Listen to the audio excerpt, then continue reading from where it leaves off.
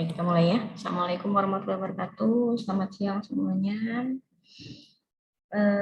Hari ini kita akan melanjutkan sebenarnya materi terakhir ya.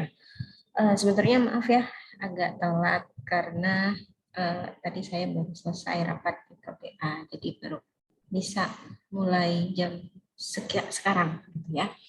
Oke,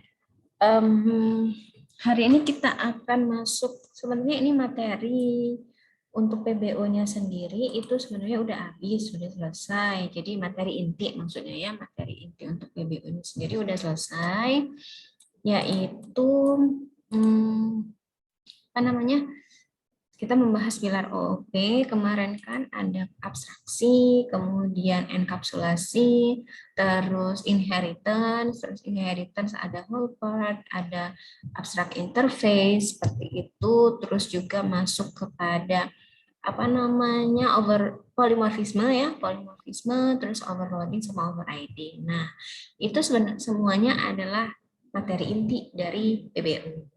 Nah, jadi untuk hari ini sebenarnya materi tambahan yaitu adalah mengenai konsep MVC. MVC itu apa ya? Yaitu hanya pembagian gitu, pembagian kelas-kelas yang sudah kita buat kemarin itu kita bagi nanti dia ada 3 bagian, ada kelas model, view sama kelas controller. Jadi itu kita kelas yang sudah kita bentuk atau yang sudah kita desain ya kemarin itu kita bagi-bagi, ada yang menjadi kelas model, ada yang menjadi kelas controller, dan juga ada yang menjadi kelas view. Nah, itu yang akan kita bahas hari ini. Jadi sebenarnya nggak ada untuk apa namanya materinya, nggak ada materi yang baru sih, maksudnya nggak ada sesuatu yang baru, tapi dia hanya membagi-bagi aja. Nah, sebelum saya masuk ke dalam materi, jadi untuk sebentar. Mungkin ini adalah pertemuan kita untuk pertemuan virtual meetingnya, maksud saya ini adalah pertemuan yang terakhir gitu. Jadi minggu depan saya memang sudah plotkan, kemarin kan sudah saya sebutkan juga bahwa di akhir-akhir itu saya sudah plotkan untuk cuma latihan aja, sekedar latihan. Jadi untuk hari ini yang ada pertemuan virtual meeting, terus minggu depan itu paling saya kasih latihan aja. Jadi kita minggu depan tidak akan ada pertemuan secara virtual seperti itu ya. Jadi kalau misalnya saya juga nggak tahu nih kondisi kalian, apakah kalian pengen mudik atau memang sudah di rumah, saya nggak tahu. Jadi kalau misalnya yang mau mudik silakan mudik. Jadi minggu depan itu hanya ngerjain latihan gitu intinya, dan tidak ada materi yang baru ya, seperti itu. Tapi nanti kalau berdasarkan tanggal akademik ya, berdasarkan tanggal akademik kita setelah libur cuti bersama, setelah libur lebaran, itu kan libur lebaran berakhir tanggal 8, tanggal 7 ya, jadinya tanggal 8. Nah, tanggal 9 Mei itu sudah mulai langsung masuk ini pekan UAS ya. Jadi siap-siap. Jadi kemungkinan kita masuk itu langsung UAS. Tapi saya nggak tahu ya UASnya itu hari apa, tanggal berapa. Itu saya juga belum dapat info karena biasanya kan kalau PBO itu kan kita UAS bersama. Terus juga soal bersama ya gitu. Jadi belum bisa saya juga belum bisa memastikan misalnya UASnya hari Kamis, belum tahu ya. Jadi biasanya dikasih jadwal. Nah, itu ya seperti itu. Jadi ketika masuk nanti kita mungkin langsung masuk UAS ya, langsung tidak ada materi lagi, tidak ada perkuliahan lagi, langsung masuk ke ujian akhir. Nah, seperti itu. Jadi ujian akhirnya kalau nggak salah itu 1 minggu, kemudian tanggal 9 sampai 13 itu pelaksanaan ujian, kalau di kalender akademik ya.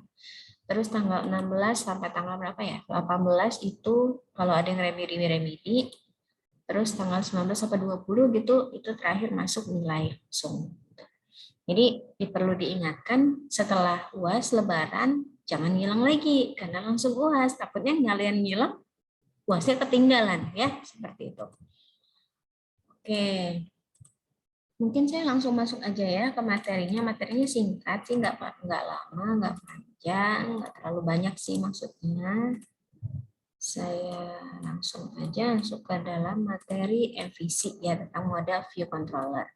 Jadi sebenarnya konsep MVC ini lebih kepada konsep kalau OOP, tapi kalau misalnya kita memang sudah masuk ke dalam pembuatan aplikasi dan biasanya itu pembuatan aplikasinya memang sudah ada pengembangan untuk pengembangan misalnya sudah masuk ke dalam tahap desain, bukan tahap desain, maksudnya masuk ke dalam tahapan kalau kalian belajar APPLBO nanti. Nah ini baru kita benar-benar fokus ke dalam MVC ya, ada model, ada view, ada controller. Jadi ini sebenarnya MVC ini adalah sebuah metode ya, sebuah metode dalam membuat aplikasi. Jadi dia tuh hanya memisahkan ya yang saya bilang tadi, kelas yang sudah misalnya kalian dikasih kasus tuh, kasih kasus terus kalian bikin kelas-kelasnya kan berdasarkan kasus tersebut. Kalian desain kasus itu akan menjadi berapa kelas atau akan ada berapa kelas. Misalnya ada 5 kelas, misalnya ada 1 kelas abstrak, 1 interface gitu. Terus ada 3 kelas nyata misalnya. Nah, kelas itu kan baru pembagian kelas-kelasnya dan juga pilar dari OOP-nya. Nah, di konsep MVC ini kita hanya membagi aja, membagi metode atau kelas-kelas tadi kita pisahkan. Dia masuk ke dalam bagian model, atau masuk ke dalam bagian view, atau masuk ke dalam bagian controller. Seperti itu. Nah, memisahkan pengembangan aplikasi berdasarkan komponen utama. Jadi lebih kepada penunjukan, ya lebih kepada penunjukan dari kelasnya. Yang membangun sebuah aplikasi seperti kalau misalnya manipulasi data, apakah masuk ke dalam bagian antarmuka atau bagian yang menjadi kontrol utama. Jadi dia tuh bagi 3. Kalau model itu lebih kepada manipulasi data. Biasanya kita hanya menyimpan data. Kemudian kalau antarmuka ya antarmuka yang misalnya interface atau ada form atau ada apa gitu ya. Atau misalnya kalau kita konsol seperti itu bagian antarmuka. Kemudian bagian kontrol itu yang menghubungkan antara interface dengan data yang ada atau data yang mau disimpan seperti itu. Nah, ini bagian MVC, model, controller, sama view. Model itu biasanya berisi dari data storage, query-query, kemudian controller ini sebagai penunjang lah istilahnya, sebagai kelas pengatur yang mengatur. Kalau view itu yang memang presentasi, bukan maksudnya presentasi apa, tapi yang ke interface-nya ya. Nanti orangnya user itu akan berhubungan sebenarnya sama view-nya seperti itu. Ke bagian view atau ke bagian interface terus nanti interface akan dikontrol oleh kelas controller, kemudian nanti dia akan ke kelas model.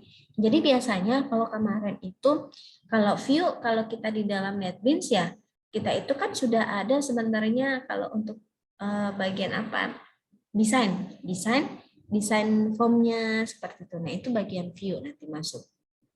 Nah kalau model itu memang benar-benar hanya menyimpan data. Misalnya kita punya kelas mahasiswa. Mahasiswa itu punya nama, punya NIM, punya alamat, seperti itu. Nah, itu sebenarnya menjadi kelas apa? Ya kalau misalnya mahasiswa itu menjadi kelas nyata ya. Nah, kelas nyata itu nanti biasanya akan dijadikan kelas model atau menjadi kelas yang hanya menyimpan data. Gitu. Yang hanya menyimpan data itu biasanya di model. Atau misalkan kalau misalnya di TA itu kan biasanya pakai metode-metode. Kan kalau metode itu kan sudah langkah-langkahnya udah jelas tuh. Pertama harus apa, kedua harus apa, ketiga harus apa. Nah, itu biasanya jadi model. Nah, biasanya model ini itu bisa dipakai di tempat-tempat lain atau di aplikasi-aplikasi lain. Misalnya nih, saya punya kelas mahasiswa yang saya gunakan untuk simak unsri. Tapi misalkan saya juga akan membuat simak unila misalnya gitu. Nah, simak unila, saya mau membuat simak unila, saya mau pakai kelas model mahasiswa tadi, boleh, tinggal pakai, digunakan di aplikasi unila tadi. Nah, tinggal nanti pengaturannya. Nah, jadi ada sebuah kelas pengatur yang di sini disebut dengan kelas controller. Jadi dia itu yang ngatur alur view-nya tadi misalnya di simak unsri misalnya ya. Di simak unsri mahasiswanya bisa mengubah alamat misalnya. Bisa mengubah alamat. Berarti nanti di controllernya dia bisa update, memanggil fungsi update alamat di kelas model. Tapi di Unila itu mahasiswanya nggak boleh ngubah alamat, tapi alamatnya bisa diubah lewat admin. Nah, berarti di dalam kelas controller di Unila yang disimak Unila itu tidak akan pernah memanggil update alamat gitu. Dia nggak akan update alamat. Kalau mahasiswanya ya, mahasiswa tidak bisa memanggil update alamat. Yang bisa memanggil update alamat itu hanyalah kalau user dengan role-nya admin. Nah, itu baru bisa. Nah, seperti itu. Jadi yang mengatur pemanggilan ya, mengatur pemanggilan di model itu adalah oleh kelas controller. Biasanya kalau di kita nih contohnya sekarang, kalian kan biasanya kita view-nya memang belum kelihatan banget ya. View-nya kita masih konsol.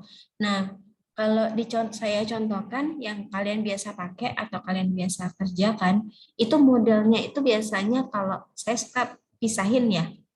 Misalnya kelas mahasiswa, kelas pegawai gitu. Itu adalah kelas model, dianggap sebagai model. Bukan kelas model ya, tapi model. Tapi controller itu bisa kalian gunakan seperti main-nya. Main-nya itu bisa menjadi controller. Controllernya kan nanti manggil, dia bisa mengupdate. Ya udah nanti panggil update, metode update yang ada di model mahasiswa misalnya seperti itu.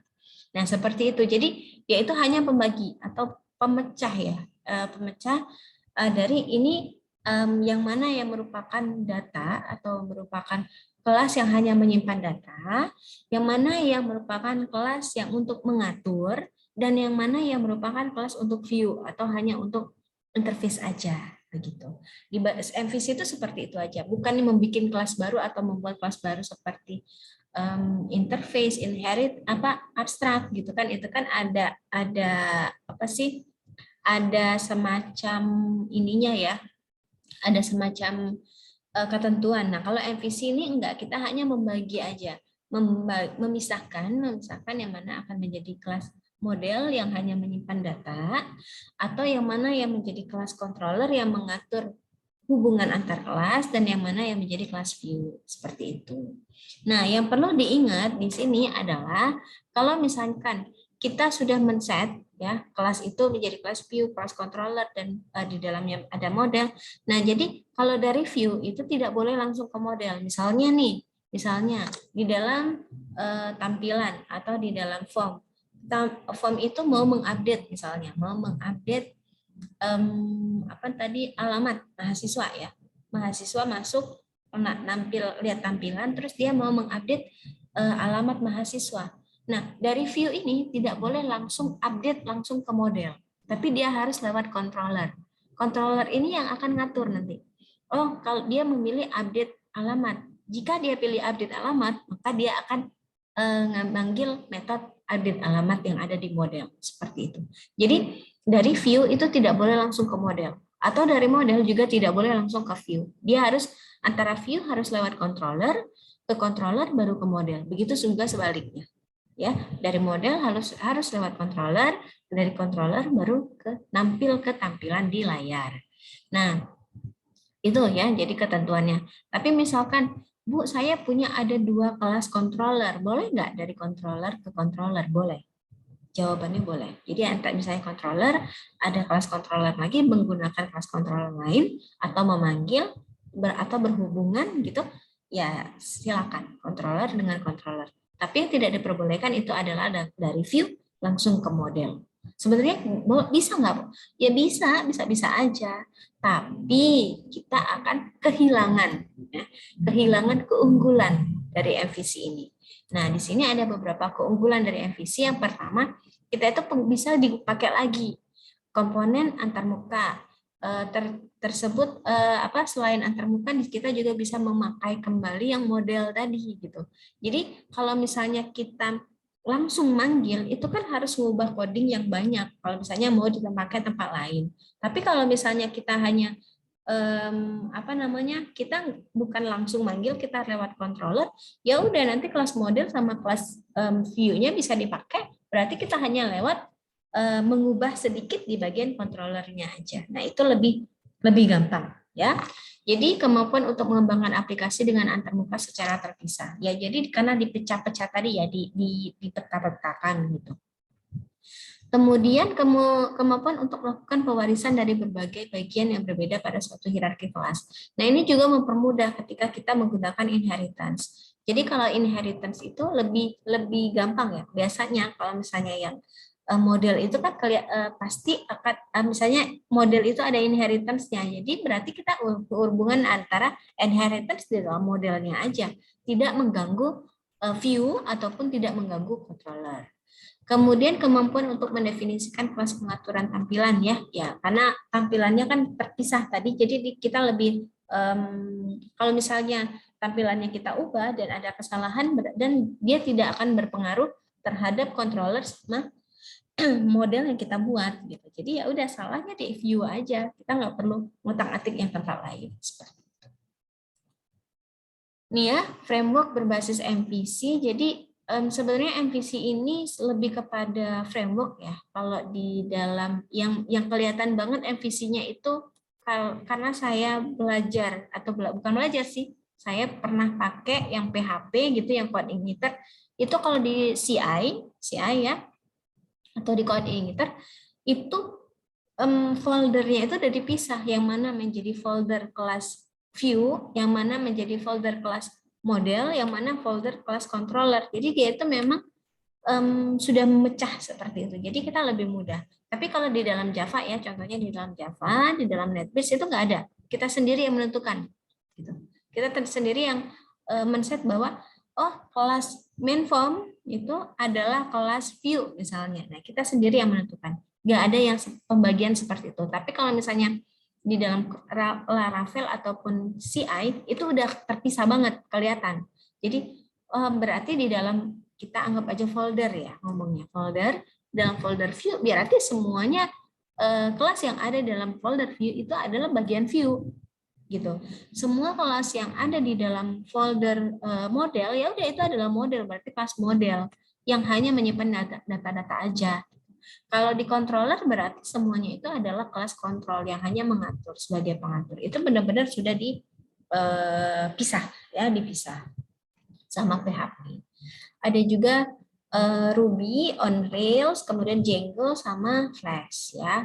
Tapi itu yang lain saya juga agak kurang terlalu mengikuti ya, tidak terlalu mengikuti. Nah, jadi framework yang menerapkan MVC, jadi yang seperti yang saya bilang tadi, jadi kalau ini sebenarnya pada CI, jadi di dalam CI itu ini adalah PHP-nya, jadi tampilan index.php ya.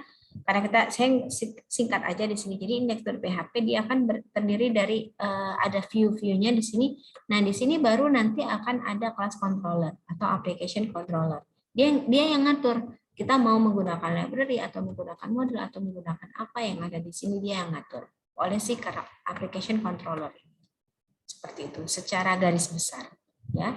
Jadi dari view itu nggak boleh langsung model, atau model langsung masukin ke index itu nggak boleh di view. Dia harus lewat controller di sini ya.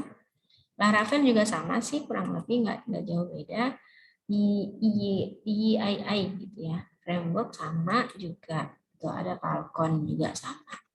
Nah, jadi intinya adalah si MVC itu ya itu tadi memecah aja, memecah atau memisahkan atau memetakan ya, memetakan yang mana menjadi kelas model, yang mana akan menjadi kelas view, dan yang mana menjadi kelas controller seperti itu. Sebentar, saya kasih contoh untuk saya ada contoh ini sebenarnya contoh latihan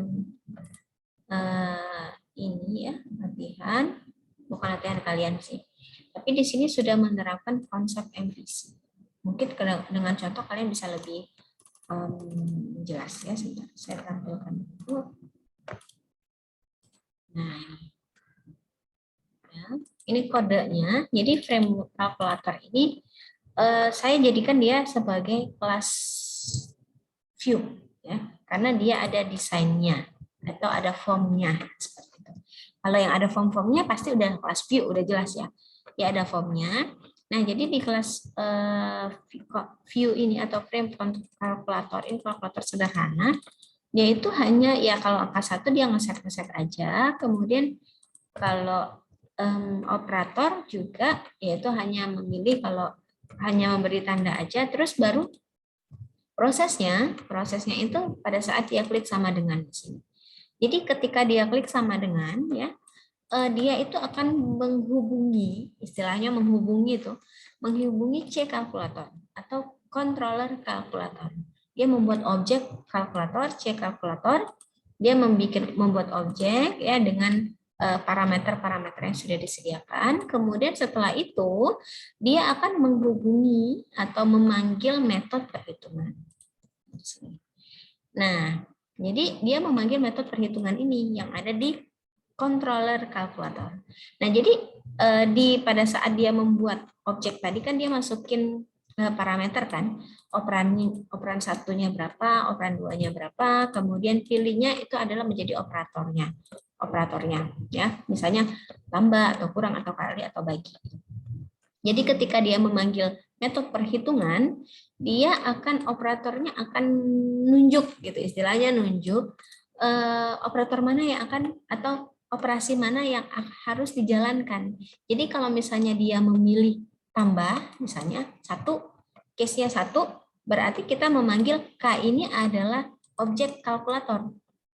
Nah, yang menjadi model ini adalah kelas controller ya.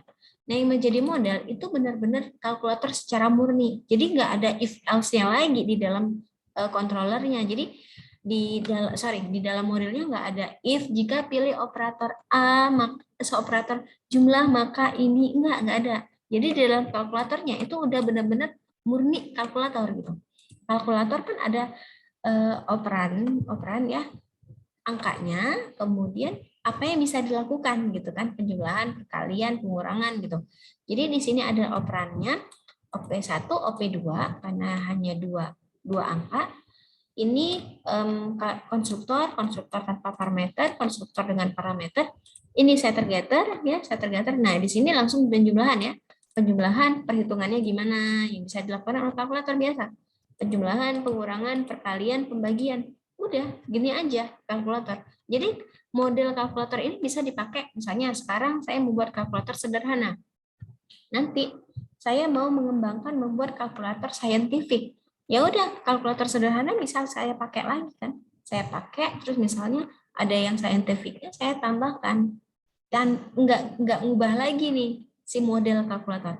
Nah, yang ada jika dia operan penjumlahan, maka panggil ini, lakukan ini di sini, di dalam controllernya. Jadi kalau perhitungan ya, di dalam metode perhitungan yang ada di controller, dia itu baru yang ada switch case-nya di sini. Jadi yang mengatur, istilahnya yang ngatur jalan kalau kamu pilih tambah, maka kita panggilkan metode penjumlahan gitu. Nah di sini dikaji di controllernya, bukan di dalam modelnya. Gitu.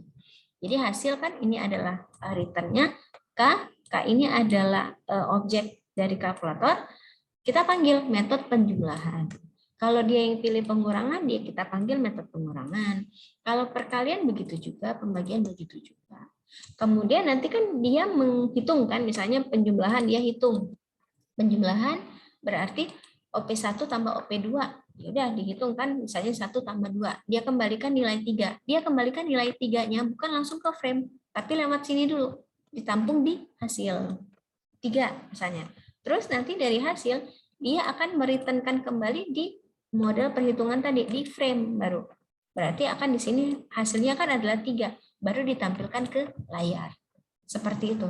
Jadi yang model kalkulator ini memang bisa dipakai dimanapun. Kalau misalnya mau kita ubah, kita jangan ngubah yang di modelnya, kita ubah misalnya ada tambahan, ada switch case atau apa, kita nambahnya di controller ya, dia lebih menambahkan di controller. Jadi view ini memang cuman nerima input, terus proses nanti akan diatur jalannya oleh controller gitu. Kemudian nanti controller akan memanggil metode yang ada di dalam model, proses apa yang dibutuhkan, kemudian dikembalikan lagi ke controller. Hasilnya itu akan dibalikin lagi ke frame baru ditampilkan. Jadi kalau di view itu hanya input sama output, prosesnya nggak di view, dia di controller yang ngatur, dan perhitungannya itu ada di model. Jadi seperti itu. Cuman misahin ini aja. Ya, seperti itu. Lebih ke sana untuk MVC. Oke. Itu aja sih sekedar contoh. Ini singkat, bukan singkat, sederhana sekali. Ya, contoh sederhana. Cuman melihat pemisahannya, yang mana yang akan menjadi model, yang mana akan menjadi view, yang mana yang akan menjadi controller. Oke, sampai di sini ada yang mau ditanya nggak? Silakan.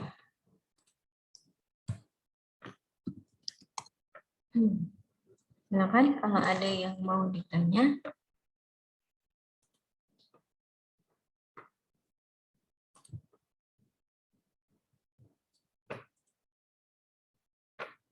Belum ada? Kalau belum ada yang mau ditanya, mungkin sekarang bentar ya, sebentar. Saya akan meminta ini kalian. Nah, editnya.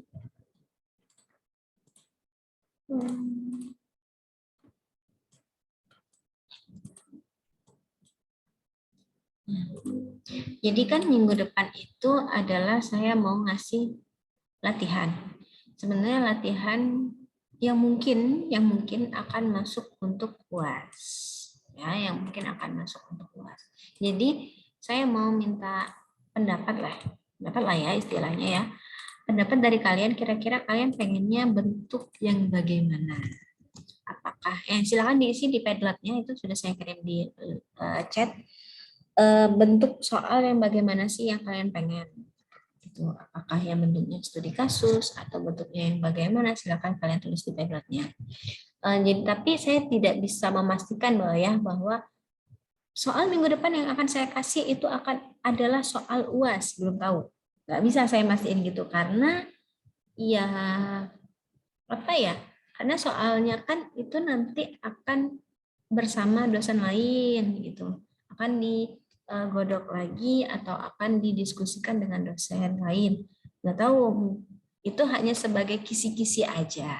Siapa tahu nanti masuk, nggak tahu nih bakal juga masuk beneran sama persis atau ada yang ditambah, ada yang dikurang seperti itu. Jadi saya pengen kalian menuliskan dulu nih, kira-kira bentuk soal yang seperti apa yang kalian inginkan untuk latihan PBO minggu depan, ya. Ataupun mungkin ada yang belum, materi yang belum dipahami, boleh kita tuliskan di sini, silakan.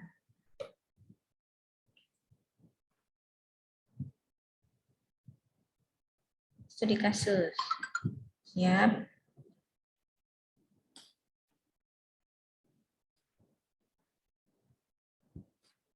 Ya, silakan ditulis dulu ya. Saya mau telepon dulu sebentar.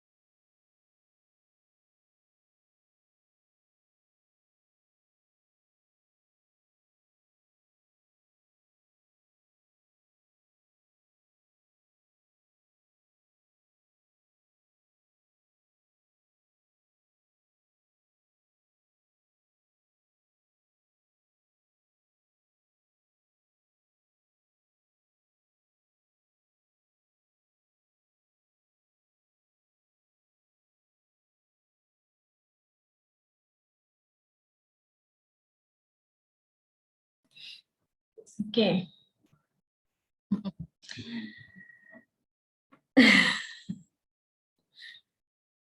Waduh.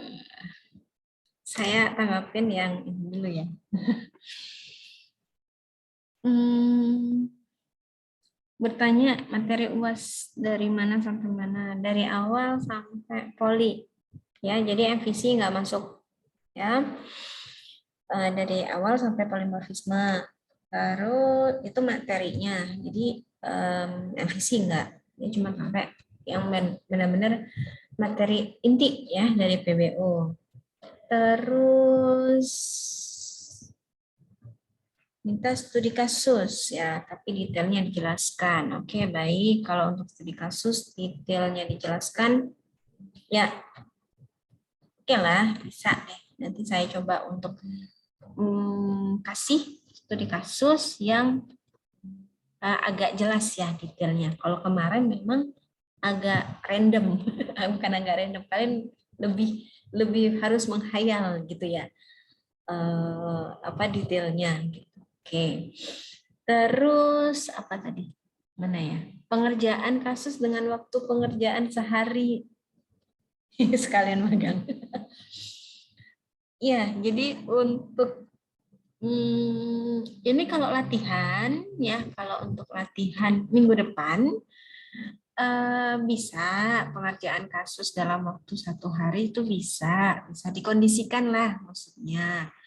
Tapi kalau untuk UAS, kondisinya kalau untuk UAS saya nggak bisa ngomong nih karena ya itu tadi UAS bersama. Gitu. Ya, seperti itu.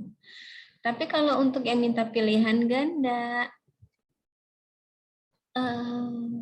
kayaknya agak berat ya. Paling kalau untuk latihan kita kasus aja ya kayaknya ya. Kalau pilihan ganda kan kalian bisa baca-baca. Terus juga kalau untuk pilihan ganda di UAS, saya juga nggak bisa memastikan tuh. Apakah, kan balik lagi tadi, karena untuk UAS kan bukan saya sendiri. Jadi sama dosen yang lain, kita apa namanya bukan ngerjain, kita untuk bikin soalnya kita kumpulan gitu, terus nanti pilih yang mana soal yang kira-kira cocok untuk dikasih di UAS gitu loh. Jadi saya nggak bisa memastikan bahwa iya pasti ada pilihan ganda, saya juga nggak bisa ngomong, atau mungkin saya juga nggak bisa bilang kalau nggak akan ada pilihan ganda, saya juga nggak bisa ngomong. Kita nggak tahu ya ke depannya karena masih sama-sama dosen yang lain. Jadi untuk UAS, intinya untuk UAS itu kayaknya saya belum tahu, nggak bisa jawab. Tapi kalau untuk latihan minggu depan kasus aja karena pilihan ganda kalian bisa apa ya? Kan lebih ke teori ya. Mungkin kalau untuk pilihan ganda jadi kalian bisa baca-baca sendiri aja gitu. Apa tadi ya yang berkelompok mana ya tadi saya lupa bacanya. Apa dihapus ya? Saya nggak tahu. Netizen maha benar. Oh, udah dihapus kayak. Oh, ini ada berkelompok. Kalau kalau untuk latihan mungkin untuk latihan minggu depan mungkin sendiri-sendiri dulu aja kali ya. Tapi kalau misalnya kalian mau mengerjakannya bersama, tapi ya terserah lah untuk latihan gitu. Boleh lah, nggak apa-apa. Mau berkelompok juga silakan. Karena untuk latihan minggu depan itu saya nggak minta kumpul gitu. Ya udah kalian kerjain aja, terserah kalian mau mengerjakannya gimana, mau mengerjakannya kapan, mau mengerjakan atau tidak terserah kalian. Yang penting saya sudah kasih kisi-kisi lah intinya. Tapi kalau untuk balik lagi ya, kalau untuk UAS saya nggak bisa ngomong apakah itu berkelompok atau enggak, gitu saya juga bisa tahu ya, biar bisa kasih informasi sekarang. Pilihan ganda berkelompok. Sekalian aja Bu minta jawabannya. Udah pilihan ganda berkelompok lagi. Enggak ya, enggak gitu ya. Oke. Ada lagi pilihan ganda berkelompok. Pilihan ganda berkelompok lagi. Aduh, aduh, aduh. Pilihan ganda. Boleh sih saya kasih pilihan ganda tak berkelompok, tapi soalnya di 5 lembar. Kalian kerjainnya. Enggak lah, enggak gitu. Ya. Oke. Ada lagi yang mau didiskusikan? Esai beranak tulis tangan. Aduh. Kalau tulis tangan kadang ada plus minusnya juga sih kalau tulis tangan. Kadang kan ada mahasiswa yang ya nggak tahu nih kalau di kelas ya. Kalau dulu kan di kelas, kadang juga nggak kebaca tulisannya gitu. Susah juga kan ngoreksi. Yes, tapi juga agak-agak ribet juga sih beranak tulis tangan. Udah panjang tulis tangan nanti ya. Oh ya, ini mungkin ini sekedar polling aja ya, saya tambahnya. Di sini, apa ya? Saya mau polling apa tadi? Saya lupa. Oh, nggak jadi deh.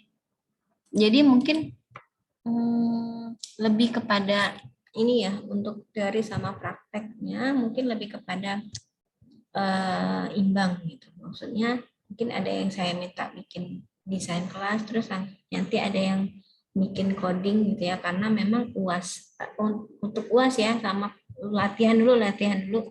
Jadi kalau untuk latihan mungkin saya sekalian latihan teori sama praktikumnya di situ, dan juga mungkin kalau untuk UASnya juga bakal ada langsung praktikumnya, karena memang kita UAS untuk PBO nggak ada UAS praktikum gitu. Jadi di teori itu sudah mencakup teori sama praktikumnya karena nilainya bakal sama kan. Teori sama praktikum udah mencakup di sana semua gitu ya. Magang. Ada yang mau ikut saya magang boleh nanti. Insya Allah bulan depan loh. Kok bulan depan enggak.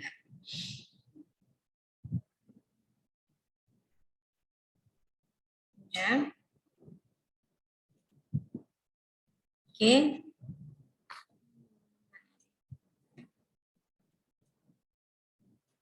Oke, mungkin segitu aja ya. Belum ada lagi. Oke, segitu aja mungkin ya untuk pertemuan kita hari ini. Terima kasih ya, saya tutup ya. Berarti nanti insya Allah minggu depan akan ada latihan. Itu tadi latihannya nggak perlu dikumpul, silakan kalian kerjakan. Tidak harus dikumpulkan, jadi bebas mau mengerjakan sendiri, mau bareng-bareng, mau mencontek, tapi yang pasti mau contek juga silakan, tapi yang penting ngerti. Karena nanti UAS kan sendiri-sendiri ya. Nggak tahu juga ada yang berkelompok atau sendiri-sendiri, pokoknya ya belajar aja gitu. Sebagai latihan. Nulis. Oke, mungkin segitu aja ya dari saya untuk pertemuan kita hari ini. Terima kasih. Dan juga sebelumnya saya mengucapkan, saya minta maaf kalau ada salah-salah kata, salah-salah perbuatan selama perkuliahan ini, karena nanti kan masuk kan langsung Lebaran tuh, udah Lebaran ya. Jadi sekarang aja. Minggu depan nggak ada pertemuan tuh, jadi udah sekarang aja saya minta maaf kalau ada kesalahan perbuatan ataupun ucapan. Terima kasih atas perhatiannya dan saya tutup. Wassalamualaikum warahmatullahi wabarakatuh. Ya, maaf lahir batin juga ya. Saya tutup ya. Waalaikumsalam warahmatullahi wabarakatuh. Terima kasih, Bu. Lahir batin, Bu. Selamat siang, Bu.